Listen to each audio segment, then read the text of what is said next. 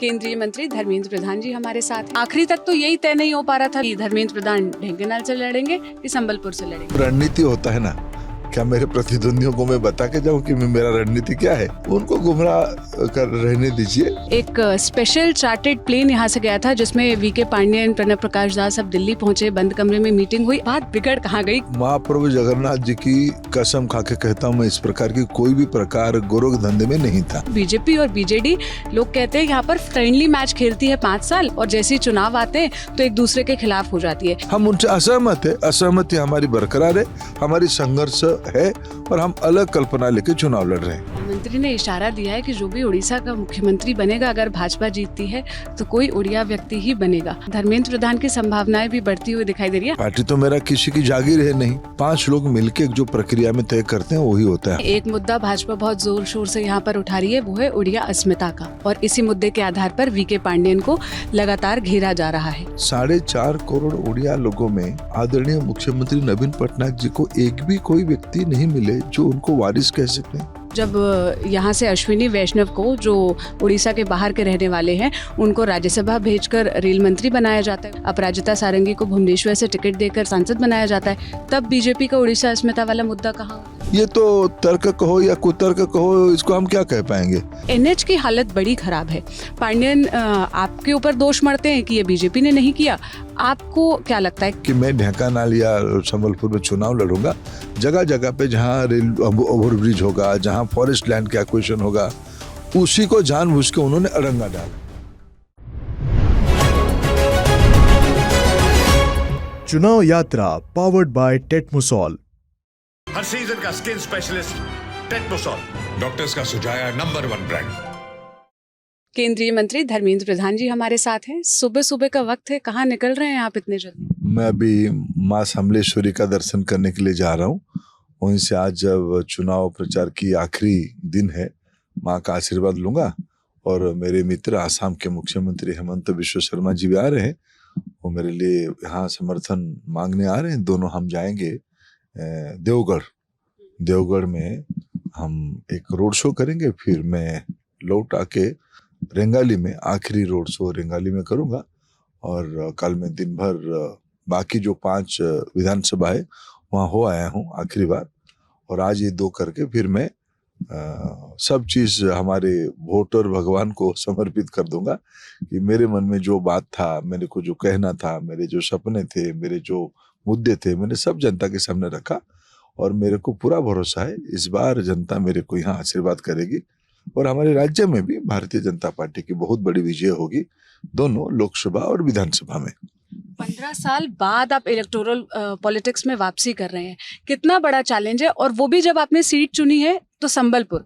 आखिरी तक तो यही तय नहीं हो पा रहा था, लोग कह रहे हैं भाजपा में कि धर्मेंद्र प्रधान ढेंकनाल से लड़ेंगे कि संबलपुर से लड़ेंगे। देखो, कुछ रणनीति होता है ना, क्या मेरे प्रतिद्वंदियों को मैं बता के जाऊं कि मेरा रणनीति क्या है? उनको गुमराह कर रहने दीजिए, उनको उनकी कैलकुलेशन आखिरी करते रहिए। चुनाव में चुनाव होता है, ये चुनौती होता है कोई भी चुनाव। और मैं कॉलेज इलेक्शन 84 में चुनाव लड़ा था, 85 में पहला बार कॉलेज इलेक्शन लड़ा था, 40 साल पहले। वो भी चुनौती वाला था, आज भी लड़ रहा हूँ चुनाव, वो भी चुनौती होता है। प्रजातंत्र में लोगों की मन जीतना, कई प्रकार की पेंच रहता है, पक्ष रहता है, विपक्ष रहता है, लेकिन ये सारा चीज में प्रजातंत्र में लोगों की मन जीतना, ये सौभाग्य की बात होता है। वो तो चुनौती रहेगा ही, हम उस चुनौती को सामना कर रहे हैं और हम आशीर्वाद ले लेंगे लोगों के, ऐसे मेरा भरोसा है। आपके खिलाफ जो चुनाव लड़ रहे हैं बीजेडी के प्रणब प्रकाश दास, कहा जाता है कि बीजेडी के 2nd नंबर के नेता, या अब कह ले कि 3रे नंबर के बड़े नेता वो है। आपके लिए बड़ा चैलेंज है वो? नहीं, मैं व्यक्ति को बिल्कुल चुनौती नहीं मानते, मुद्दा है यहाँ उड़ीसा की प्रसंग है, संबलपुर की प्रसंग है। हम इस सारी चीजों को बिल्कुल चुनौती नहीं मानते हैं। व्यक्ति चुनौती कभी भी नहीं होता है। धर्मेंद्र प्रधान किसी के लिए चुनौती है नहीं, ना मेरे प्रतिद्वंदी जो लड़ रहे हैं वो मेरे लिए कोई चुनौती है। व्यक्तिगत का क्या होता है? प्रसंग प्रधानमंत्री नरेंद्र मोदी जी को 3री बार प्रधानमंत्री बनाने का प्रसंग, उड़ीसा को कौन ऊंचाई तक ले जाएगा, उड़ीसा की मान सम्मान इज्जत को सुरक्षा कौन दे पाएगा, ये सब प्रसंग है। यहाँ पीने की पानी नहीं है, सिंचाई की घोर अव्यवस्था है, यहाँ की स्कूलों में, सरकारी स्कूलों में शिक्षक नहीं है, अस्पतालों में डॉक्टर नहीं है, 1/3 आबादी मेरे राज्य की बाहर राज्य में काम करने के लिए निकल जाते हैं। चुनौती ये है, मैं मुद्दा आधारित राजनीति करता हूं और मैं कोई व्यक्ति को गाली गुलज वाला राजनीति, प्रतिद्वंदियों का क्या होता है, एक मोह रहता है कि उसको ऊपर नीचे करने में, थोड़ा घेर घार देने में थोड़ा कुछ चटपटा हो सकता है, लेकिन प्रसंग वो नहीं होता है, लोग उसको पसंद नहीं करते हैं। मैं सारे प्रजातंत्र में जो पार्टिसिपेट किए, जो भाग लिए हैं, मेरे पक्ष में लिए, मेरे विपक्ष में लिए और प्रतिद्वंदी करके जो आए, मैं सबको बधाई देता हूं। अच्छी काम किए। प्रजातंत्र में प्रतियोगिता होनी चाहिए। मैं कोई व्यक्ति को चुनौती नहीं मानता हूं। आप मुद्दों की बात कर रहे हैं, एक मुद्दा भाजपा बहुत जोर शोर से यहाँ पर उठा रही है, वो है उड़िया अस्मिता का, और इसी मुद्दे के आधार पर वीके पांडियन को लगातार घेरा जा रहा है। क्या वीके पांडियन के खिलाफ जो सेंटिमेंट की बात हो रही है, क्या ये ग्राउंड तक पहुंच पाया है या ग्राउंड में भी यही सेंटिमेंट है? देखिए, अंग्रेजों के खिलाफ जब लड़ाई लड़ी गई थी, तब क्या 5 चुनाव उन दिनों में होती नहीं थी, इसलिए कोई परीक्षा तो होती नहीं थी कि भाई सेंटिमेंट है कि नहीं है, लेकिन आखिर अंग्रेजों को जाना पड़ा। आपको मालूम है 1866 में यहाँ एक अकाल आई थी, नौंग का दुर्भिक्ष कहते हैं उसको, कमर तोड़ दी यहाँ की जनता की। उस समय की जो अंग्रेज की हुकूमत हाईकमान थे, हुक्मरान थे, उन्होंने कहा कि नहीं, उड़ीसा में कुछ नहीं हुआ, लाखों लोगों की जान चली गई। उस दिन से लोगों के मन में एक बात आई कि हमारे जो उस समय के नेतृत्व था, नेतृत्व के मन में बात आई कि हमें एक अलग पहचान करनी पड़ेगी। हमारी भाषा के आधार पे, हमारी संस्कृति के आधार पे हमें एक अलग परिचय बनाना पड़ेगा। 1936 में एक अलग राज्य बना भाषा के आधार पे, और देश की पहला भाषा आधारित राज्य था वो। मेरे मन में आज मैं अगर समीक्षा करके देखता हूँ, 88 साल पहले या 150 साल पहले जिस मुद्दे पे ये कल्पना बनी थी, आज भी वो मुद्दा फिर घूम फिर के हमारे सामने आ गई। क्या हमारी परिचय 4.5 करोड़ उड़िया लोगों में आदरणीय मुख्यमंत्री नवीन पटनायक जी को एक भी कोई व्यक्ति नहीं मिले जो उनको वारिस कह सकते? ये जो हमारा प्रतिद्वंदी है, अभी तो आप खुद ही कंफ्यूजन थे वो 2 है या 3 है, 2 से शुरू करके 3 तक पहुंच गए, उन्हीं को कह देते, कोई भी उड़िया व्यक्ति को कह देते। लेकिन खैर उनकी पार्टी की विषय, नवीन बाबू के अपना विवेक की विषय है। लेकिन नवीन बाबू जी की थोड़ा जागीर तो उड़ीसा नहीं ना, वो किसी को भी थोप देंगे। और ये है कौन? जुड़ाव क्या है, लगाव क्या है? प्रजातंत्र मर्यादा से चलती है, परंपरा से चलती है, और ये विषय मेरे लिए तो राजनीतिक है ही नहीं, सेंटिमेंट है नहीं है। आखिर तक इस विषय पे हम असहमत है तो असहमत है। और इसके काउंटर में बीजेडी कहती है कि ज़रा बताएं, जब यहाँ से अश्विनी वैष्णव को, जो उड़ीसा के बाहर के रहने वाले हैं, उनको राज्यसभा भेजकर रेल मंत्री बनाया जाता है उड़ीसा से, अपराजिता सारंगी को भुवनेश्वर से टिकट देकर सांसद बनाया जाता है, तब बीजेपी का उड़ीसा अस्मिता वाला मुद्दा कहाँ होता है? देखिए, ये उड़ीसा को प्रतिनिधित्व करना ये अलग बात है, लेकिन चेहरा बनना, राज्य की नेतृत्व करना, ये एक अलग बात है। जॉर्ज साहब तो बिहार से गए थे, जन्मे कर्नाटक में, राजनीति किए महाराष्ट्र में, ट्रेड यूनियन किए, लेकिन आखिर के समय में बिहार में चुन के आते थे लोकसभा में। वहाँ की राजनीति में प्रमुख व्यक्ति थे। क्या वो बिहार के चेहरा थे? क्या बिहार के चेहरा नीतीश कुमार थे?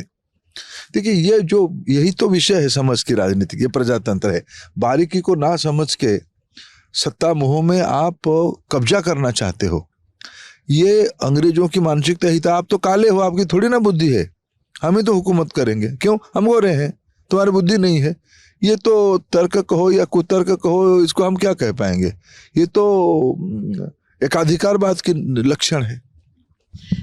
अब बात जब एक दूसरे को घेरने की निकली है, तो ज़रा दोस्ती वाले एरा में लौट जाते हैं। बीजेपी और बीजेडी, लोग कहते हैं यहाँ पर फ्रेंडली मैच खेलती है 5 साल, और जैसे ही चुनाव आते हैं तो एक दूसरे के खिलाफ हो जाती है। यही वजह है कि स्टेट में बीजेपी का कोई भी ऐसा बड़ा चेहरा, या स्टेट में बीजेपी की लीडरशिप इतनी स्ट्रांग नहीं हो पाई, क्योंकि 4 साल तक वो तो गठबंधन में थे।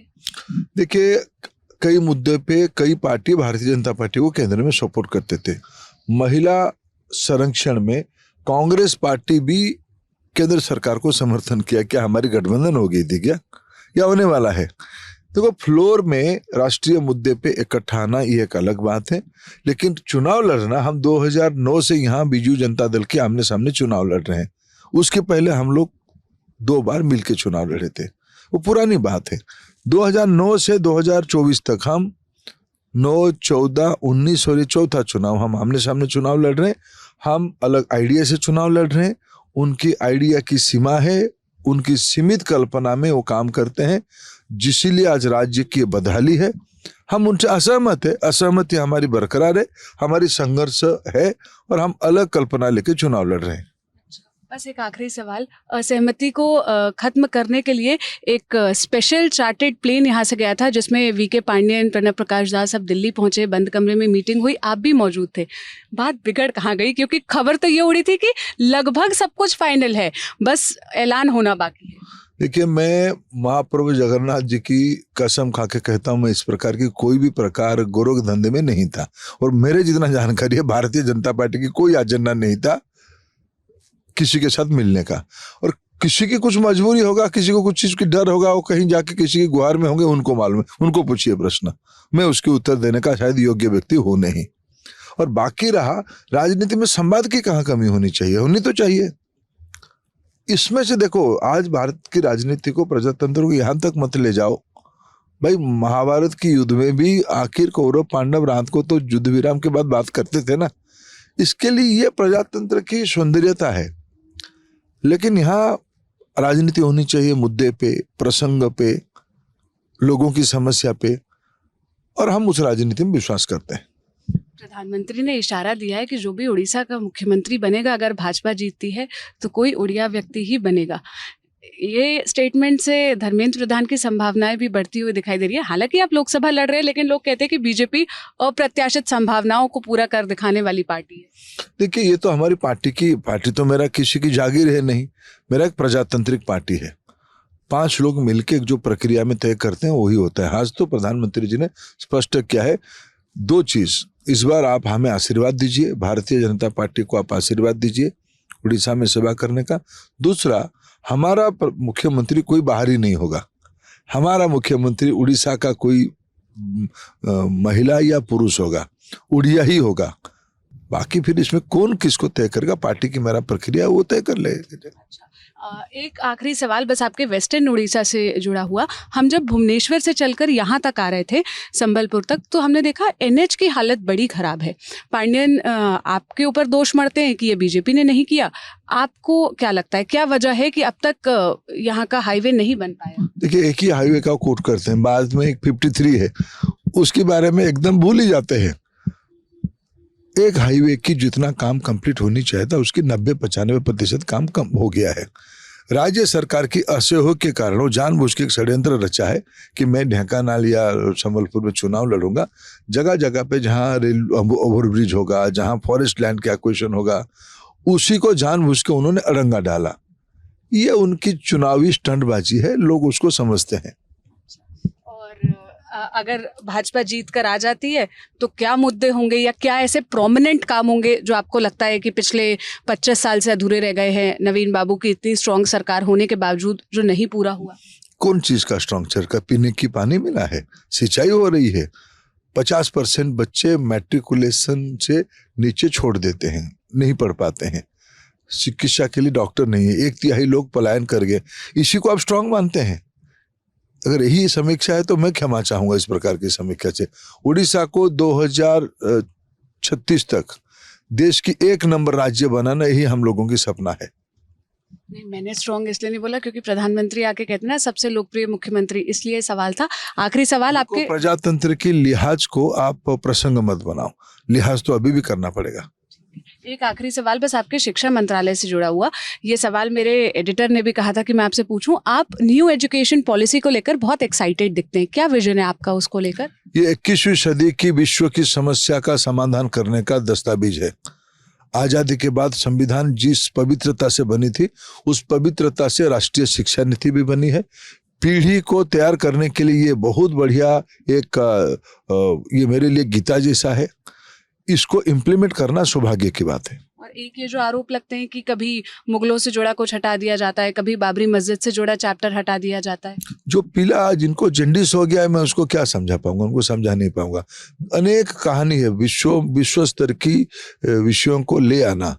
आज के आधुनिक समाज में कंप्यूटर शिक्षा देना, आईटी देना, एआई देना, ये क्या मुगल से जुड़ा हुआ विषय है।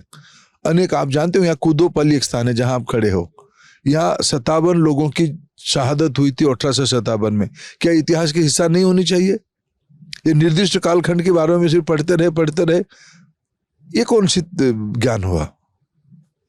बहुत शुक्रिया सभी सवालों का जवाब देने के लिए, इतना वक्त निकालने के लिए। बिल्कुल चुनाव कैंपेन के आखिरी दिन, संबलपुर की seat one of the hottest seat है, सबकी नज़र है इस पर, और इसी वजह से जब केंद्रीय मंत्री यहाँ पर चुनाव लड़ने आए हैं तो मीडिया का जमावड़ा हो या फिर पूरे क्षेत्र का, लोग भी ये बात कह रहे हैं कि पहली बार हमें यहाँ से ऐसा लग रहा है कि इतना स्ट्रॉन्ग फाइट हो रहा है, इतना यहाँ पर अटेंशन दिया जा रहा है। नतीजे 4 जून को आएंगे, जो भी नतीजा आएगा हम आप तक ज़रूर पहुँचाएंगे। बाकी इस बातचीत पर आप क्या राय रखते हैं, क्या कहना चाहते हैं, हमें कॉमेंट में बताइएगा। कैमरे के पीछे मेरे साथी प्रशांत थे, मेरा नाम सोनल है। ललन टॉप की उड़ीसा से लोकसभा चुनाव की कवरेज जारी है, आप देखते रहिए। शुक्रिया।